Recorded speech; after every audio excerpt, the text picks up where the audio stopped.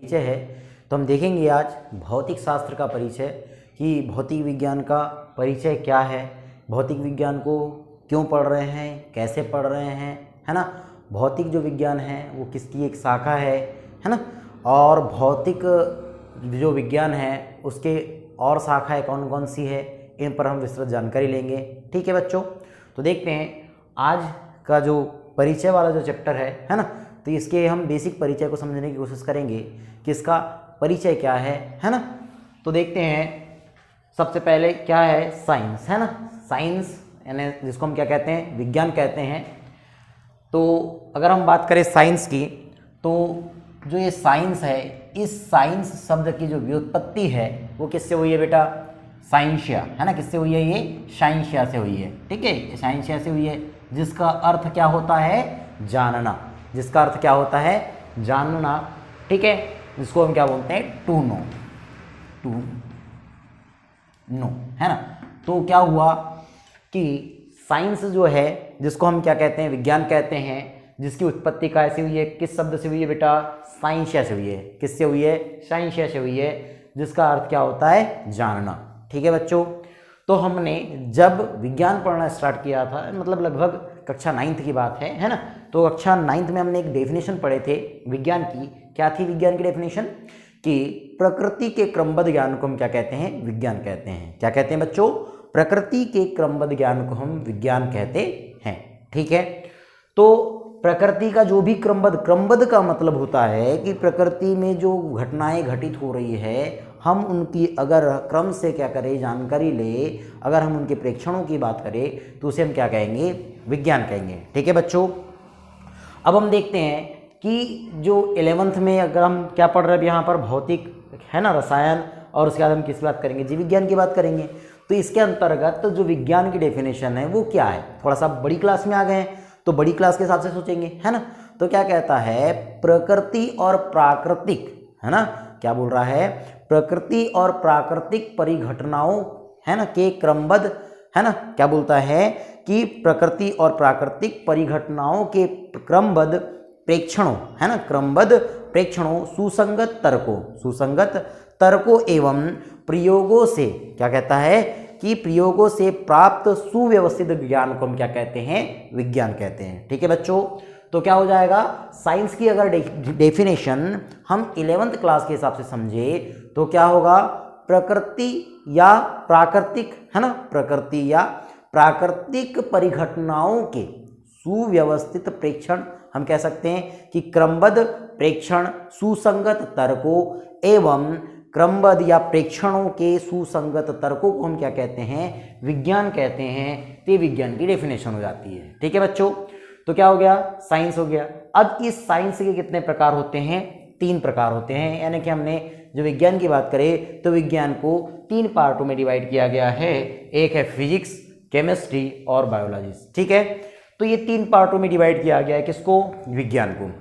पहले हम विज्ञान की कुछ और बातें देख लेते हैं। तो विज्ञान की जो उत्पत्ति हुई है किससे हुई है, साइंसिया शब्द से हुई है, जिसका अर्थ क्या होता है, जानना होता है। ठीक है बच्चों, अब देखते हैं कि अगर कभी कभी हमें ये भी पूछ लेता है कि जो विज्ञान के जनक कौन है, पितामह कौन है ना। जनक क्या होता है, साइंस के जनक कौन है, पितामह कौन है ना, फादर ऑफ साइंस। तो जो जनक होते हैं, जनक की बात करें अगर इसकी, जनक की, तो जनक होते हैं बेटा इसके अरस्तु। कौन होते हैं, अरस्तु। ठीक है, याद रखिएगा कि साइंस के जो जनक है वह अरस्तु है। कहीं कहीं इसको अरस्तु न बोलते हुए एरिस्टोटल कहता है। क्या कहता है, एरिस्टोटल,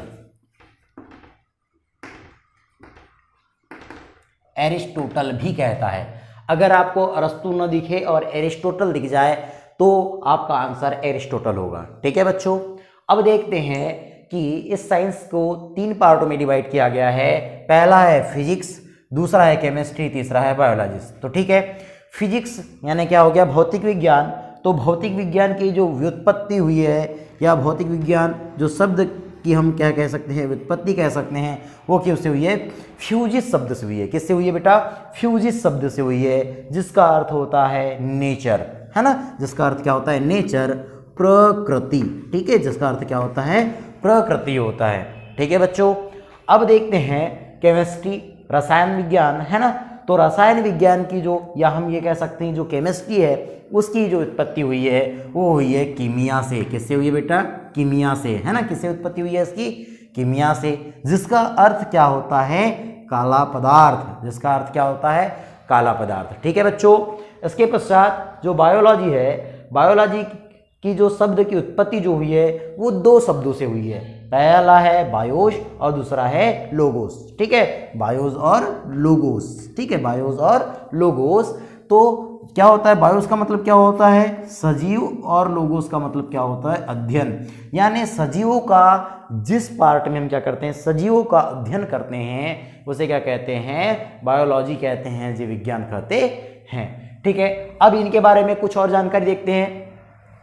तो भौतिक शास्त्र के एक जनक न होते हुए कितने जनक है बच्चों? दो जनक है। एक जनक न होते हुए कितने जनक है? दो जनक है, क्योंकि भौतिक शास्त्र को पुनः दो पार्टों में डिवाइड किया गया है, दो भागों में डिवाइड किया गया है ना। तो पहला जो पार्ट है वह है बेटा चीर सम्मत भौतिकी, है ना। चीर सम्मत भौतिकी, चीर सम्मत भौतिकी। ठीक है बच्चों। उसके पश्चात अब हम अगर बात करें जो दूसरी शाखा की, तो ये होती है आधुनिक भौतिकी। आधुनिक भौतिकी। ठीक है, तो पहली शाखा क्या हो गई? चिरसम्मत भौतिकी, एंशिएंट फिजिक्स, और दूसरा क्या हो गया? आधुनिक भौतिकी, जिसको हम क्या कहते हैं? मॉडर्न फिजिक्स कहते हैं। तो चिरसम्मत भौतिकी के जो जनक है वह है सर आइजक, है ना, न्यूटन। कौन है इसके जनक? Sir Isaac Newton. ठीक है बच्चों। तो चिरसम्मत भौतिकी के जनक कौन हो जाएंगे? Sir Isaac Newton. और जो आधुनिक फिजिक्स है, जो आपकी क्या है? मॉडर्न फिजिक्स है, इसके जो जनक है वह है बेटा सर अल्बर्ट, है ना, अल्बर्ट, है ना, आइंस्टाइन। आइंस्टीन। ठीक है, सर अल्बर्ट आइंस्टीन है। तो क्या हो गया? चिरसम्मत भौतिकी के जो जनक होंगे वो कौन है? Sir Isaac Newton. और जो आधुनिक फिजिक्स है उसके जो क्या है? पितामह हैं, वो कौन है? Sir Albert Einstein. ठीक है। उसके पश्चात हम बात करें रसायन विज्ञान की, तो रसायन विज्ञान के जनक होते हैं बेटा लेवोसियर, है ना। क्या होते हैं? लेवोसियर। कौन माने गए हैं रसायन विज्ञान के जनक? लेवोसियर। ठीक है, इसके जनक जो माने गए हैं वो लेवोसियर है। और जो जीव विज्ञान है ना, जीव विज्ञान के जो जनक है बेटा वो है हमारे अरस्तु ही, है ना, अरस्तु। ठीक है, इस बात को याद रखेंगे कि जो जीव विज्ञान के जनक है वो अरस्तु है। एक बार फिर से इसको देख लेते हैं। विज्ञान, है ना, साइंस, साइंस शब्द की जो उत्पत्ति हुई है साइंसिया शब्द से हुई है, जिसका अर्थ क्या होता है? जानना। ठीक है, इसके जनक कौन है? अरस्तु है। ठीक है, जिसको कभी कभी हम क्या कहते हैं? एरिस्टोटल भी कहते हैं। ठीक है बच्चों। इसके पश्चात साइंस को कितने पार्टों में डिवाइड किया गया है? 3 पार्ट में डिवाइड किया गया है।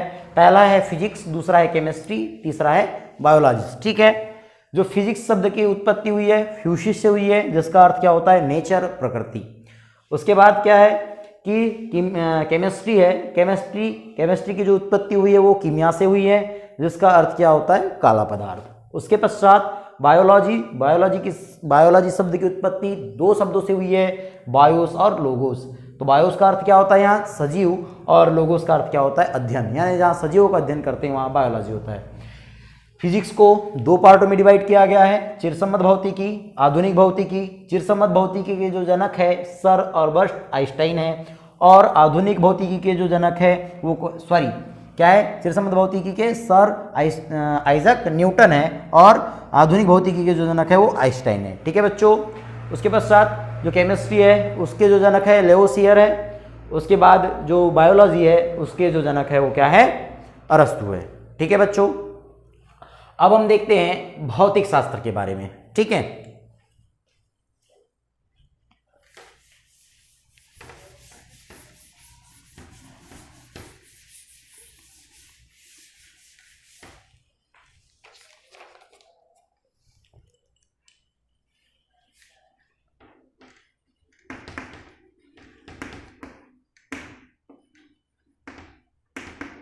भौतिक विज्ञान।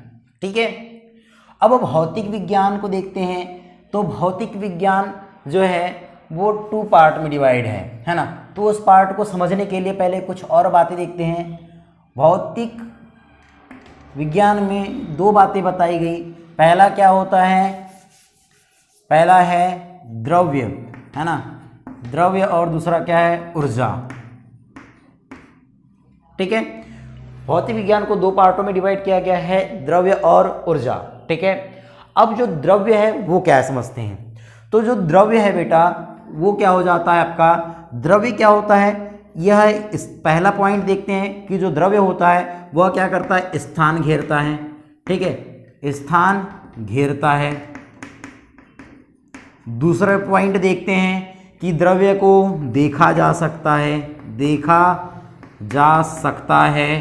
ठीक है, और तीसरे अगर पॉइंट की बात करें कि द्रव्य को का जो क्या होता है, द्रव्यमान भी होता है, भार जिसको बोलते हैं, है ना, भार भी होता है। ठीक है बच्चों, इसके पश्चात अगर हम एनर्जी की बात करें तो एनर्जी सेम इसकी क्या होती है, अपोजिट होती है, उल्टी होती है। पहली बात अगर हम देखें तो स्थान ये घेरती है, तो स्थान नहीं घेरती है, स्थान, है ना, स्थान नहीं घेरती, नहीं घेरती। उसके पश्चात सेकंड देखें तो इसे देखा जा सकता है, तो इसे देखा नहीं जाता, है ना, या ये दिखती नहीं है, ये दिखाई नहीं देती, दिखाई नहीं देती। और तीसरी बात, इसका कोई भार नहीं होता है। तो क्या होता है कि भौतिक विज्ञान को 2 पार्टों में डिवाइड किया गया कि द्रव्य और ऊर्जा।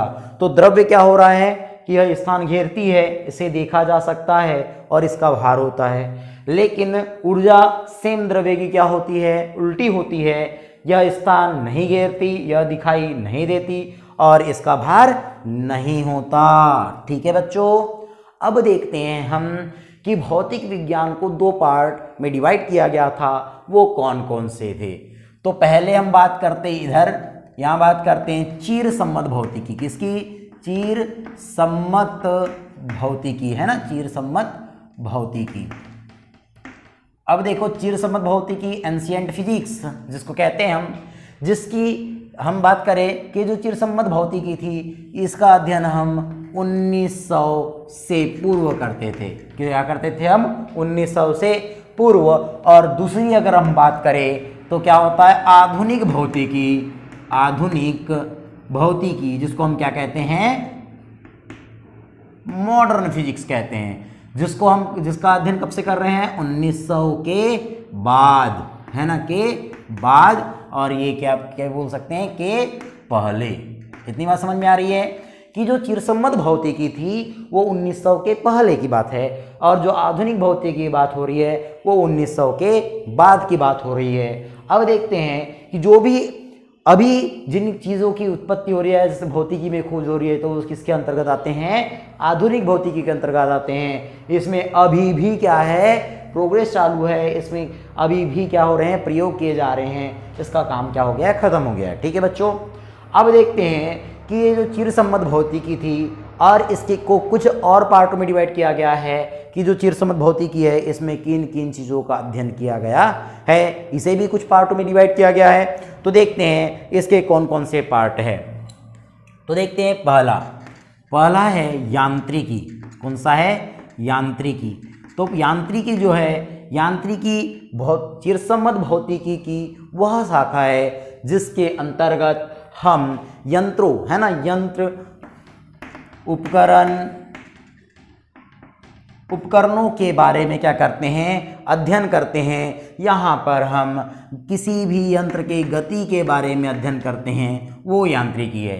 दूसरा आपका है यांत्रिकी ऊष्मागतिकी, है ना, ऊष्मागतिकी। तीसरा अगर आप बात करें तो प्रकाशिकी, है ना, प्रकाशिकी।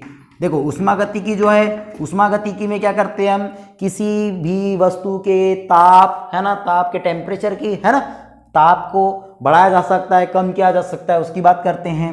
प्रकाशिकी जो है, प्रकाशिकी में हम क्या करते हैं, किसी भी वस्तु के या किसी भी प्रकाशीय पिंड के बारे में अध्ययन करते हैं। प्रकाश का परावर्तन, प्रकाश का अपवर्तन, प्रकाश का विवर्तन, है ना, व्यतिकरण, विचलन, ध्रुवण, ये सब इन बातों का अध्ययन हम किसके अंतर्गत करते हैं? प्रकाशिकी के अंतर्गत करते हैं। चौथी अगर बात करूं मैं तो चौथा हो जाता है हमारा विद्युत चुंबकत्व, है ना। क्या होता है? विद्युत चुंबकत्व। ठीक है, तो हमारा क्या होता है? अब विद्युत चुंबकत्व होता है। इसके अंतर्गत हम विद्युत और चुंबकों के मध्य, यानी कि चुंबक से किस प्रकार से विद्युत धारा उत्पन्न की जाती है, किस प्रकार से विद्युत से चुंबक, यानी कि विद्युतों से हम क्या कर सकते हैं? किसी भी लोह पदार्थ में चुंबकत्व का गुण उत्पन्न कर सकते हैं। इसका अध्ययन करते हैं किसके अंतर्गत? विद्युत चुंबकत्व के अंतर्गत। ठीक है बच्चों, अब अगर बात करें हम आधुनिक फिजिक्स की, तो इसके अंतर्गत हम बहुत सारी चीज़ें, जैसे फर्स्ट अगर मैं इसको यहाँ देखो, इसको यहाँ मिटा देते हैं हम।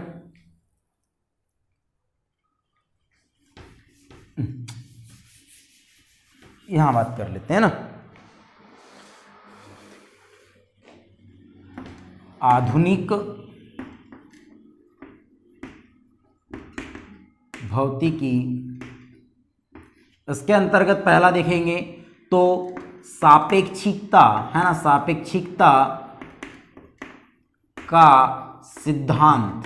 सापेक्षिकता का सिद्धांत पहला पार्ट होता है कि सापेक्षिकता का सिद्धांत ये किसने दिया था? तो ये अल्बर्ट आइंस्टाइन ने दिया था। हाँ, एक बात ये आया तो इससे और एक बात याद आ रही है कि जो आधुनिक फिजिक्स है, जो मॉडर्न फिजिक्स है, इसकी जो उत्पत्ति मानी जाती है वो सापेक्षिकता के सिद्धांत से ही मानी जाती है। सापेक्षिकता का सिद्धांत सर आइंस्टाइन ने कब दिया था? 1905 में दिया था, है ना, 1905 में दिया था, जिसमें ये बताया गया था कि क्या होता है कि हाँ, यहाँ पर थोड़ा सा और अंतर दिखते हैं चिरसम्मत भौतिकी और आधुनिक भौतिकी में, कि चिरसम्मत भौतिकी में ये कहता है, चिरसम्मत भौतिकी विज्ञान की, भौतिक विज्ञान की वह शाखा है जिसमें हम क्या कहते हैं कि जो द्रव्य है और जो ठोस है ना, द्रव्य और अगर हम द्रव्य और किसकी बात करें? ऊर्जा की। द्रव्य और किसकी बात करें? हम ऊर्जा की बात करें तो द्रव्य और ऊर्जा एक दूसरे से कैसी है? सेपरेट है ना। द्रव्य और ऊर्जा कैसे एक दूसरे से सेपरेट है, भिन्न भिन्न है। न ही द्रव्य को ऊर्जा में और न ही ऊर्जा को द्रव्य में कन्वर्ट किया जा सकता है। किसके अनुसार? चिरसम्मत भौतिकी के अनुसार। लेकिन अगर हम आधुनिक भौतिकी की बात करें तो इसमें हम द्रव्य को किसमें? ऊर्जा में, और ऊर्जा को द्रव्य में कन्वर्ट कर सकते हैं। ये किसने बताया? सापेक्षिकता के सिद्धांत के अनुसार। किसने? आइंस्टाइन ने बताया। इसीलिए तो हम कहते हैं कि आधुनिक जो भौतिकी है उसके जनक कौन है? सर अल्बर्ट आइंस्टाइन है। ठीक है बच्चों, तो क्या होता है आधुनिक फिजिक्स के अंतर्गत कि द्रव्य को ऊर्जा में और ऊर्जा को द्रव्य में कन्वर्ट किया जा सकता है। ठीक है बच्चों, तो इसमें हम सापेक्षिकता के सिद्धांत की बात करते हैं। दूसरा हम बात करेंगे इलेक्ट्रॉनिकी, है ना, इलेक्ट्रॉनिकी। तीसरा हम बात कर सकते हैं परमाणु भौतिकी या क्वांटम यांत्रिकी। चौथा परमाणु भौतिकी। ठीक है, और एक दो है इत्यादि लिख देते हैं यहाँ पर, इत्यादि। तो हम क्या करेंगे? आधुनिक भौतिकी के अंतर्गत सापेक्षिकता का सिद्धांत हो गया, इलेक्ट्रॉनिकी हो गया, क्वांटम यांत्रिकी हो गया, परमाणु भौतिकी हो गया। तो हम आधुनिक भौतिकी के अंतर्गत भौतिकी की इन शाखाओं के बारे में अध्ययन करते हैं। ठीक है बच्चों, इसके पश्चात हम देखेंगे कि भौतिक जो विज्ञान है उसमें कि ये तो हमारा क्या हो गया? अभी ये हमारा क्या हो गया? सिर्फ भौतिक विज्ञान का क्या है? परिचय है। भौतिक